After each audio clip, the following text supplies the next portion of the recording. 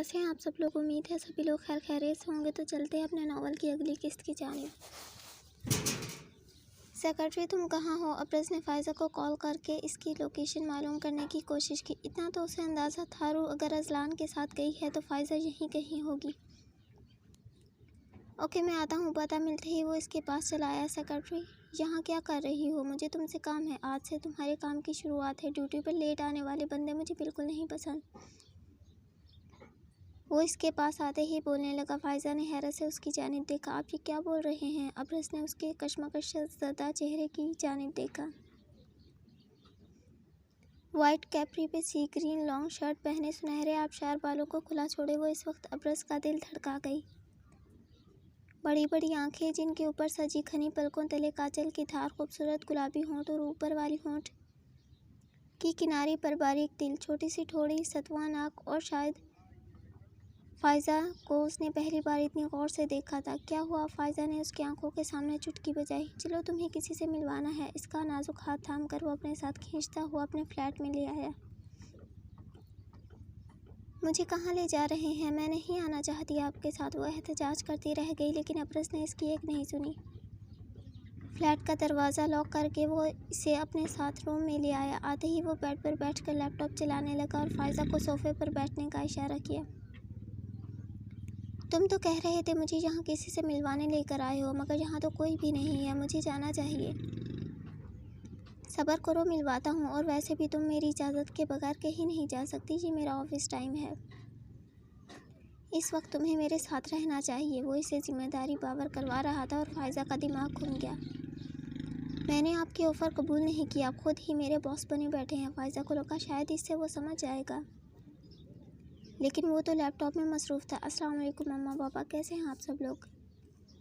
Laptop की screen की तरफ देखते हुए वो खुशी से मुस्कुराया तो फ़ाइज़ा की बोलती बंद हो गई। वो जहाँ थी वहीं सोफ़े पर बैठ के लम्हे के 1000वें हिस्से में ये बात समझ आ गई। अब्रज ने उसे यहाँ मिशी और चांद से मिलवाने लाया है। वो इतना वक्त शायद इन दोनों का सामना करने से ही कतरा रही थी। आप दोनों जानते हैं मैंने आज आप लोगों को किसी स्पेशल इंसान से मिलवाने के लिए कॉल की है। उष्णा से मिशी की आवाज़ गूंजी तो फ़ाइज़ा ने सर उठाकर लैपटॉप की तरफ देखा। नहीं मम्मा, मैंने अपनी खातिर एक बहुत खूबसूरत सेक्रेटरी ढूंढ ली है। इसे जल्द ही अपने साथ पाकिस्तान लेकर आऊँगा। अब्रज, ये तुमने कौन से शौक़ पाल लिया? हमने तुम्हें वहाँ उष्णा को लाने भेजा था और तुम किन चक्करों में पड़ गए? तुम वापस आ जाओ, मैं तुम्हारे कान अच्छी तरह खींचूंगा। सीधे तरीके से हमारी बहू को मनाकर यहाँ लिया, वरना।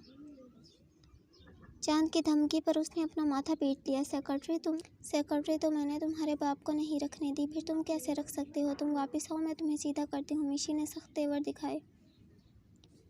अरे अगर आप लोग मेरी सेक्रेटरी को देखेंगे तो यकीनन आपको भी वो कबूल होगी। इधर आओ फ़ाइज़ा। इन दोनों को तसल्ली देकर वो फ़ाइज़ा की तरफ मतवज्जा हुआ। ये लड़का मेरे हाथों ज़ाया होगा। मिशी को इस पर गुस्सा आने लगा। अरे तुम सब्र करो यार फ़ाइज़ा याद करो, हमारे बेटे ने बताया था उष्णा ने अपना दूसरा नाम फ़ाइज़ा रख लिया है। चांद ने उसे याद दिलाने की कोशिश की। चांद की याद दिलाने पर मिशी के दिमाग की बत्ती जल गई। हाँ आप ठीक कह रहे हैं, मैं ही भूल गई थी। देखिए प्लीज़, मुझे नहीं आना। फ़ाइज़ा ने आंखों ही आंखों में अब्रज के सामने इल्तिजा की, जिसे वो सिरे से ही नज़रअंदाज कर गया। चारों नाचारे से उठकर अब्रज के करीब आना पड़ा। उसके करीब आते ही अब्रज ने फ़ाइज़ा का हाथ थामकर इसे अपने बराबर बिठाया। ये देखिए मम्मा पापा, मेरी नई सेक्रेटरी जो मेरा हर वक्त ख्याल रखेगी। उष्णा बेटा। मिशी और चांद दोनों ने मुस्कुरा कर उसकी तरफ देखा। अस्सलाम वालेकुम अंकल आंटी, कैसे हैं आप लोग? वो सलाम करते ही नज़रें झुका गई। वालेकुम अस्सलाम, हम लोग तो ठीक है, तुम बताओ कैसी हो? बताया ही नहीं और चले गए, एक बार पूछ लेता है इंसान। मिशी ने उसे शर्मिंदा करने की भरपूर कोशिश की, जिसमें वो कामयाब भी हुई। मुझे माफ़ कर दे, लेकिन इस वक्त कॉन्ट्रैक्ट ख़त्म हो गया था। मैंने आप लोगों को पहले दिन ही बता दिया था, ये शादी सिर्फ एक समझौता है। जब मेरी खाला का इंतकाल हो गया तो फिर वहाँ रहने का कोई जवाज़ नहीं था, इसीलिए बिना बताए आ गई। ऐसे कैसे कोई जवाज़ नहीं बनता बेटा? तुम हमारे घर की बहू हो, ये तुम्हारे शौहर का घर है। शादी के बाद हर लड़की का घर उसके शौहर का घर ही होता है।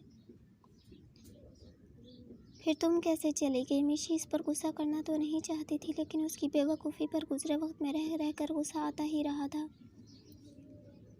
चांद ने उसके हाथ पर हाथ रखकर कंट्रोल करने के लिए कहा, लेकिन इस वक्त शायद उष्णा को एहसास दिलाना ज़्यादा ज़रूरी था कि उसने गलती की है। मगर आंटी, कॉन्ट्रैक्ट? कौन सा कॉन्ट्रैक्ट बेटा? क्या हमने तुम्हें कभी किसी कॉन्ट्रैक्ट का एहसास दिलाने की कोशिश की? क्या तुम्हें कभी बेटी से कम का दर्जा दिया या फिर तुम्हारे साथ कोई बुरा बर्ताव किया? फिर तुम कैसे बिना बताए अपना घर, अपना शोहर छोड़कर चली गई? मेरा बेटा पिछले 2 साल से तुम्हें ढूंढ रहा है। हम चाहते हैं कि तुम मिल जाओ, लेकिन हमने तुम्हें अपनी बेटी माना है। मिशी की बातें सुनकर वो वाकई जी भर के शर्मिंदा हुई। लेकिन आंटी, आप लोग मेरे बारे में, हम तुम्हारे बारे में सब कुछ जानते हैं। तुम्हारी खाला मरने से पहले हमें तुम्हारे बारे में सब कुछ बता कर गई थी, और उसी दिन हमने फैसला कर लिया था, इत्तेफाक से ही सही, लेकिन तुम ही हमारी बहू हो और रहोगी। इस बात पर उसने हैरत से सर उठाकर मिशी की तरफ देखा। जी आप क्या बोल रही हैं? मैं बिल्कुल ठीक बोल रही हूँ, लेकिन क्या तुम्हें इस बात का एहसास है तुम्हारी वजह से हम लोग कितने परेशान हैं? हर दिन सोच सोच कर पागल हो जाते थे कि कहीं तुम्हें कुछ हो तो नहीं किया। हम सब ने तुम्हारी खाला से वादा किया था कि हम तुम्हारी हिफाजत करेंगे, तुम्हें कोई तकलीफ़ नहीं पहुँचने देंगे। मुझे माफ़ कर दीजिए, मुझे इस बारे में कुछ नहीं पता था। मैंने भले सारी ज़िंदगी अकेले गुजारी है, लेकिन मैं कभी किसी के सर पर बोझ नहीं बनी। जब खाला गई तो मुझे ऐसा लगा मेरा यहाँ रहने का कोई जवाज़ नहीं बनता, इसीलिए मैं वहाँ से चली आई ताकि आप लोगों को तकलीफ़ ना दूँ। मुझे इस बारे में नहीं मालूम था। वो चाहकर भी अपनी आंखों में आंसू आने से नहीं रोक पाए। चांद ने मिशी को दोबारा रोका। बस करो, देखो बेचारी रो पड़ी है। मिशी ने चांद की तरफ देखकर मुस्कुराहट दबाई। आप समझे, इतना डोज देना काफ़ी था। उसे एहसास नहीं था, अब एहसास हो गया है। अच्छा ठीक है, आप रोना बंद करो और जल्दी से मेरे बेटे के साथ वापस आ जाओ। वापसी का नाम सुनते ही उसने हैरत से अब्रस की तरफ देखा, जिसने अनजान बनकर कांधे उचका दिए। यहाँ तो अभी वापसी मुमकिन नहीं है। उसने कोई ठोस जवाब पेश करने की कोशिश की, मगर शायद वो लोग पहले से ही हर बात से वाकिफ़ थे। वहाँ जो कुछ भी होगा वो अज़लान संभाल लेगा। अभी और इसी वक्त अब्रस के साथ वापस आ जाओ। मुझे तुम दोनों की शादी करवानी है। उसके बाद तुम दोनों ने मुझे दादी भी बनाना है। दादी? उष्णा की आंखें हैरत से फैल गईं। हाँ बिल्कुल दादी, क्योंकि पिछले साल मैं नानी बनने का शर्फ हासिल कर चुकी हूँ।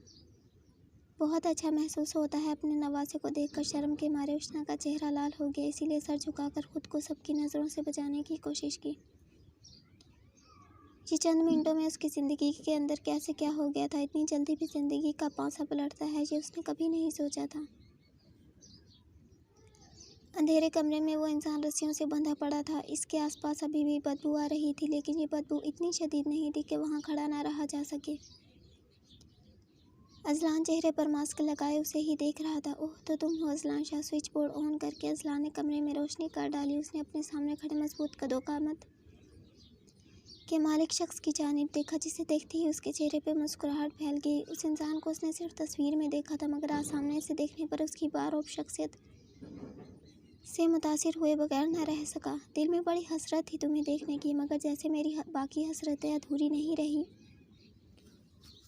वैसे ही ये हसरत भी पूरी हो गई। तुम फिक्र मत करो जॉनसन, मैं तुम्हारी सारी हसरतें पूरी करने के लिए ही आया हूँ। वो उसे देख कर तंजिया मुस्कुराया तो जॉनसन ने कहा लगाया, जानते हो मुझे इस पूरी दुनिया में सबसे ज़्यादा इंटरेस्टिंग इंसान तुम लगे। कोई भी ऐसा नहीं जो मेरा मुकाबला कर पाए, लेकिन तुमने कर दिखाया। मुझे मेरी ही जगह से निकलने पर मजबूर कर दिया। अब मैं दोबारा पाकिस्तान नहीं जा सकता, क्योंकि अब मेरा वहाँ कुछ नहीं बचा। लेकिन मैं फिर भी बहुत खुश हूँ, क्योंकि मैंने अपनी ज़िंदगी में तुम्हें देख लिया। वो जगह कभी तुम्हारी नहीं थी। तुमने सिर्फ वहाँ गंदगी फैलाई और लोगों के घर उजाड़े, इनकी ज़िंदगियाँ तबाह की। तुम्हें अब सज़ा के लिए तैयार रहना चाहिए। अज़लान ने उसे आने वाले वक्त की सख्तियों का एहसास दिलाने की कोशिश की। ये तो मुझ पर इल्ज़ाम है, मैंने किसी की ज़िंदगी तबाह नहीं की। मैं तो बल्कि लोगों के हुनर की कदर करता हूँ, अनमोल नगीने अपने पास जमा करता हूँ। लेकिन अनमोल हुनरमंद इंसानों के तजर्बों से जो फ़ायदा उन्हें पहुँचता है, वो फ़ायदा मैं ले लेता हूँ। हुनर लोगों का और फ़ायदा मेरा। एक तरह से देखा जाए तो मैं बिज़नेस करता हूँ, और दुनिया का कोई कानून मुझे बिज़नेस करने से नहीं रोक सकता। सामने मौजूद इंसान का लहजा ऐसा था जैसे वो अज़लान की सोच पर अफसोस कर रहा हो। अज़लान ने भवें उचकाकर उसकी तरफ देखा, जो शायद वो इसे समझने की कोशिश कर रहा था। ये इंसान ज़हनी बीमार तो नहीं लगता था। भला ये ज़हनी बीमार कैसे हो सकता है जिसने इतनी ज़िंदगियां तबाह कर दी। मेरा दिल चाह रहा है मैं तुम्हारी तारीफ़ करूं जॉनसन। तुम बहुत ज़हीन और चालाक हो। बहुत शुक्रिया, बहुत शुक्रिया। तुम्हारे मुंह से अपनी तारीफ़ सुन के मेरी आंखों में आंसू आ गए। बरसों बाद किसी ने मेरे दिल से तारीफ़ की है। तुम मेरे बेहतरीन दोस्त साबित हो सकते हो। क्यों ना हम दोनों हाथ मिला लें। जॉनसन ने जो उसे ऑफ़र की उसे सुनकर अज़लान का कहकहा छूट गया। बन कैसे सकते हैं जॉनसन, हम दोस्त हैं। तुमने सुना नहीं, एक सच्चे दुश्मन से मुखलिस कोई दोस्त नहीं होता। वेल सर यंग मैन, तो फिर मेरे साथ हाथ मिला लो और मेरे हाथ खोल दो। तुम शायद भूल गए मैंने अभी कहा मैं तुम्हारा मुखलिस दोस्त हूँ। मुखलिसाना दुश्मनी कैसे निभाई जाती है जी मैं तुम्हें बताऊँगा। तुम्हारी खातिरदारी में कोई कसर नहीं छोड़ी जाएगी। और हाँ, जाते जाते वो मुड़ा। ज़्यादा फिक्र करने की ज़रूरत नहीं है। तुम्हें ढूंढने कोई नहीं आएगा, ना कोई पुलिस, ना तुम्हारा कोई नौकर, क्योंकि अब दुनिया वालों की नज़र में तुम मर चुके हो। जाते जाते अज़लान ने उसके सर पर धमाका किया। था हमारे हैरत की इसकी आंखें फैल गई। क्या वाकई वो दुनिया वालों की नज़रों में मर चुका है और उसे ढूंढने कोई नहीं आएगा? अगर वो ज़्यादा वक्त वहाँ रहा तो इसकी हालत पहले की तरह हो जाएगी। इसमें कीड़े पड़ जाएंगे। नहीं, वो हलक के बल चीखा, मुझे यहाँ से बाहर निकालो। तुम्हें मुझे से ये दुश्मनी बहुत महंगी पड़ेगी। वो उसे धमकियाँ दे रहा था मगर अज़लान वहाँ से निकलता चला गया। पीछे वो चीखता चिल्लाता रहा मगर वहाँ उसकी पुकार सुनने वाला कोई नहीं था। डैड, आज मैं बहुत खुश हूँ। आपका बहुत शुक्रिया मुझे मेरी खुशी देने के लिए। रूह आते ही बच्चों की तरह वामी के गले में झूल गई। एंडी नहीं आया? नहीं डैड, इन्हें थोड़ा काम था इसीलिए वो कह रहे थे आधे घंटे के अंदर आएंगे। क्या हुआ डैड, आप बहुत परेशान लग रहे हैं। इसके चेहरे पर कोई खुशी ना देखकर रूह को परेशानी हुई। हाँ, मैं खुश नहीं हूँ क्योंकि तुमने जिस इंसान का इंतखाब किया है वो इंसान तुम्हारे लिए सही नहीं है। उस वक्त तो मैंने तुम्हारा दिल रख लिया, लेकिन मैं तुम्हें जो सारी सच्चाई बताना चाहता हूँ उसे सुनने के बाद भी अगर तुम एंडी का ही इंतखाब करती हो तो मुझे कोई मसला नहीं। कैसी सच्चाई डैड? उसने हैरत से वामी की तरफ देखा जिसके चेहरे के तासुरात पथरीले हो गए थे। और मैं तुम्हें एक कमरे में ले जाता हूँ। उसके हाथ पकड़कर एक कमरे में ले आया। क्या तुम जानती हो तुम्हारा माजी क्या था? हाँ डैड, मैं जानती हूँ मेरा माजी क्या था। मेरा माजी बहुत ज़्यादा तकलीफ दे था मगर एंडी भी सब कुछ जानता है। उसे मेरे माजी से कोई मसला नहीं है। उसकी बात पर वो हंस पड़ा। हाँ सही कहा, एंडी तुम्हारा माजी जानता है, बल्कि वही तो तुम्हारा माजी अच्छी तरह जान सकता है। वामी के अजीब लहजे पर वो परेशान हो गई। ये आप क्या कह रहे हैं? मुझे आपकी बातों का मतलब समझ नहीं आया। आप साफ साफ क्यों नहीं बता रहे आपकी बातों का मतलब क्या है? मुझे उलझन हो रही है। रूह के दिल को धड़का लग गया। बार बार दिल कह रहा था शायद कुछ बुरा होने वाला है। बेटा, तुम अपना माजी भूल गई हो, लेकिन कोई बात नहीं, मैं दोहरा देता हूँ। तुम्हारे माँ और मेरी तुम अकलौती बेटी हो जिसे हम बहुत प्यार करते थे। हमने अपनी ज़िंदगी में तुम्हारी हर ख्वाहिश पूरी करने की कोशिश की, लेकिन एक हादसे में तुम्हारी माँ की मौत हो गई। हम दोनों एक दूसरे के लिए बाकी रह गए। फिर भी हम खुश थे, लेकिन फिर तुम्हें गलत इंसान से प्यार हो गया जो तुम्हारे लिए बिल्कुल ठीक नहीं था। तुमने कहा मेरी शादी उससे करवा दो और मैंने इनकार कर दिया। मेरी बातों से तुम काफ़ी नाराज़ हुई, लेकिन फिर किस्मत की करनी ऐसी हुई कि तुम्हें उस इंसान का असली चेहरा नज़र आ गया। तुम्हें समझ आ गया वो इंसान वाकई तुम्हारे लिए मौजू नहीं है। मैं बहुत खुश था खुदा ने तुम्हें अकल दी, लेकिन वो लड़का तुम्हारे पीछे ही पड़ गया। तुम्हें दिन रात तंग करने लगा ताकि तुम उससे शादी कर लो। उसने तुम्हारे साथ साथ हम सब लोगों को भी परेशान करना शुरू कर दिया। पूरे ख़ानदान में उसने तुम्हारी झूठी और वाहियात तस्वीरें फैला दी, जिसकी वजह से पूरे ख़ानदान ने मुझसे दुश्मनी मोल ले ली। ज़माना तुम्हें गलत कहने के साथ साथ मुझ पर, मेरी परवरिश पर भी लानत भेजने लगा, मगर मैंने फिर भी तुम्हारा साथ नहीं छोड़ा क्योंकि मुझे यकीन था मेरी बेटी ऐसा कुछ ही नहीं कर सकती। क्या तुम्हें ये सब कुछ याद है? हाँ, मुझे ये सब कुछ याद है। रूह की आंखों में आंसू आ गए। इसे ये सब याद तो नहीं था, लेकिन वो महसूस कर सकती थी अगर किसी लड़की के साथ ऐसे हालात गुजरें तो किस कदर अज़ियतनाक लम्हात होते हैं। इसके बाद भी उस इंसान का दिल नहीं भरा क्योंकि वो किसी भी तरह तुम्हें हासिल करना चाहता था। फिर एक रात तुम्हारी और मेरी ज़िंदगी पर बहुत भारी गुजरी। उसने तुम्हें अगवा करके एक अंधेरी कोठरी में ले जाकर फेंक दिया। मैं तुम्हें ढूंढता रहा और ख़ानदान वालों ने कहा तुम मेरे मुंह पर कालिक मल कर चली गई हो, मगर मैंने फिर भी उनका यकीन नहीं किया। वहाँ ले जाकर उसने पूरे 2 माह तुम्हें ज़्यादती का निशाना बनाए रखा। दरवाजे के बाहर खड़ी उष्णा के कानों में मानो किसी ने पिघलता पिघलता शीशा डाल दिया हो। मुंह पर हाथ रख के उसने खा जाने वाली नज़रों से दरवाजे की तरफ देखा। ये इंसान किस कदर झूठा है, अपनी तरफ से कहानियाँ बना रहा है, ऐसा कुछ भी नहीं है। बस करिए डैड, मुझे ये सब कुछ आपने पहले बताया था। रो रो के इसका मुंह लाल हो चुका था। भला कोई इतना जालिम कैसे हो सकता है? नहीं, तुम कुछ नहीं जानती, क्योंकि इससे आगे की कहानी मैं तुम्हें आज बताऊंगा। मगर आप आज ये सब कुछ क्यों बता रहे हैं? मैं तो यहाँ अपनी ज़िंदगी की नई शुरुआत ही तो तुम नहीं कर सकती, खासकर एंडी के साथ तो बिल्कुल भी नहीं। वो न जाने क्या जताने की कोशिश कर रहा था। रूह की समझ में कुछ नहीं आया।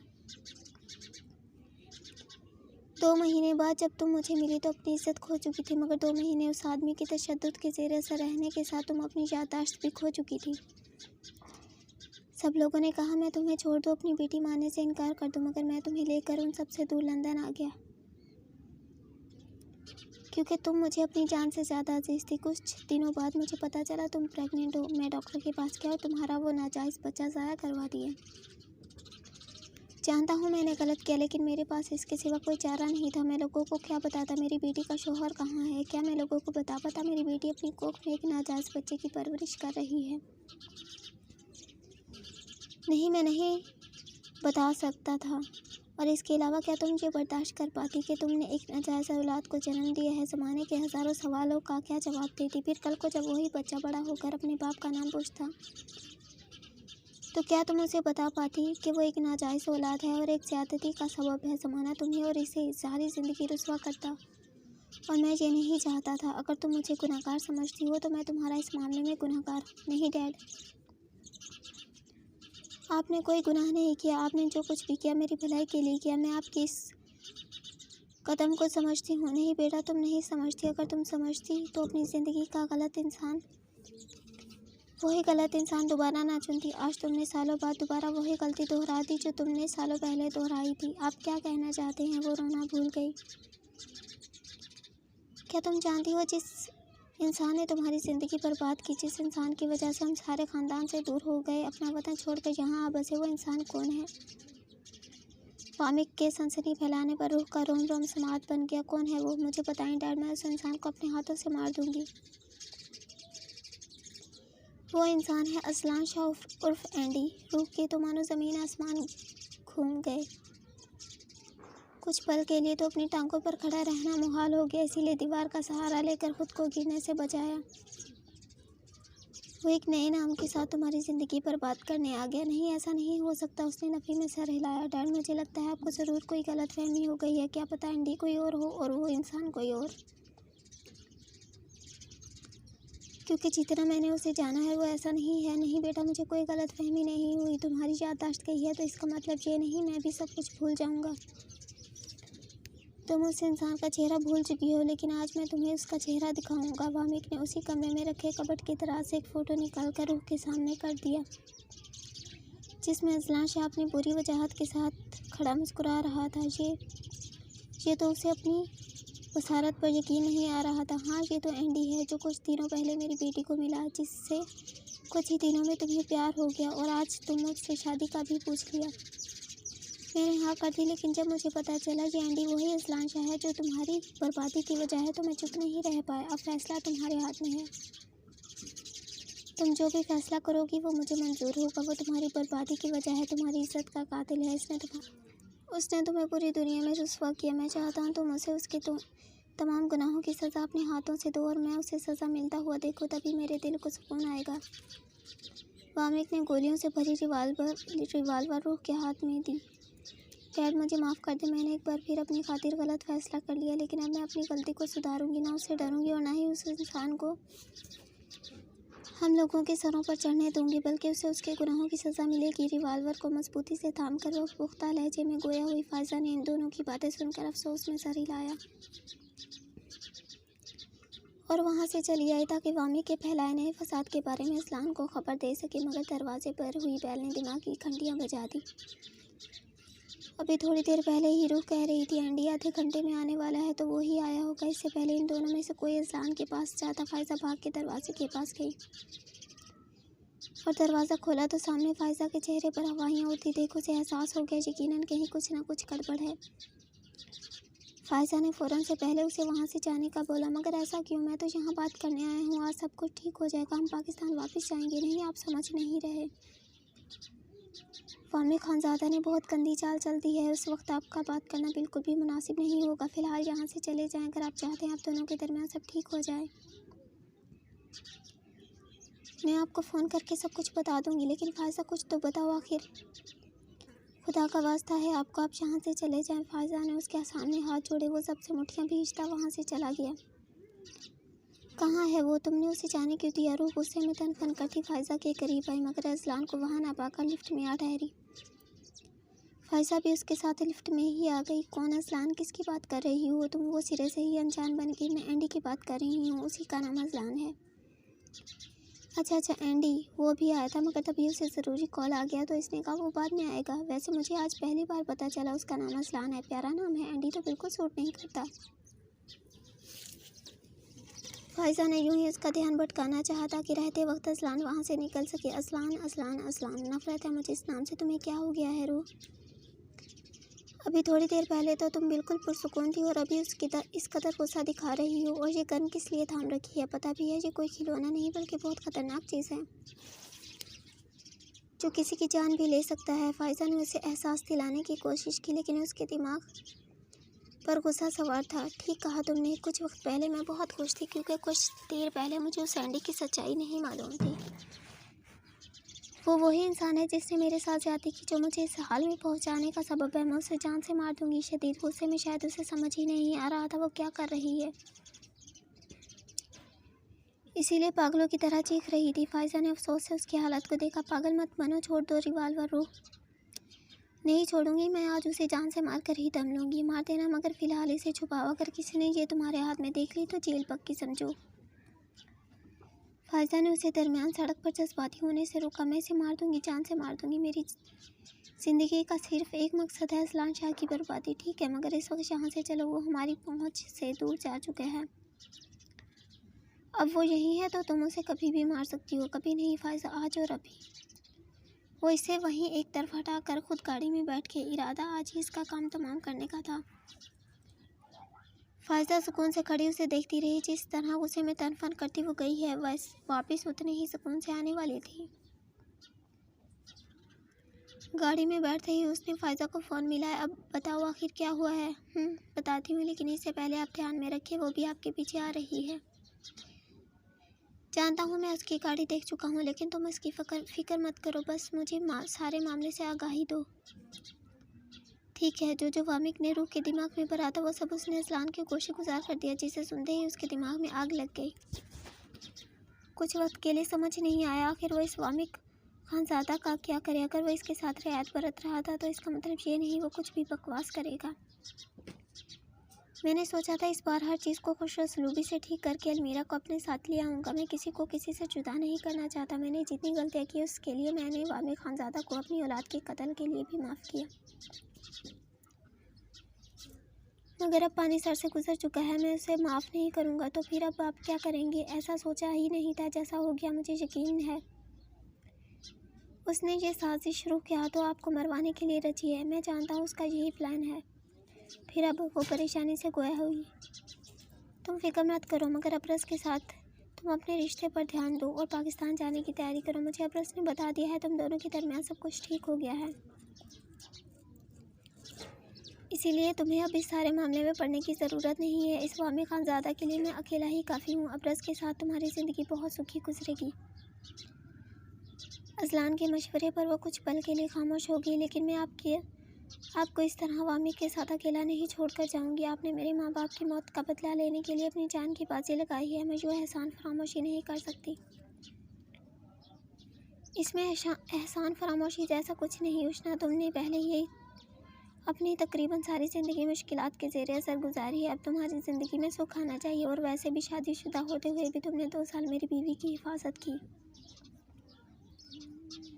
तुम्हारा एहसान है मुझ पर, लेकिन भाई बोला है तो अपनी भाई की बात का मान रखो। जाके अपनी ज़िंदगी जियो। मगर वो कुछ कहना चाहती थी, लेकिन अज़लान ने उसकी बात सुने बगैर ही कॉल काट दी। पीछे से अलमीरा इसके बहुत करीब पहुंच चुकी थी। बस बहुत हो गया अलमीरा, अब ना दोस्त बन के ना महबूब बन के अज़लान शाह तुम्हें शौहर बन के ट्रीट करेगा।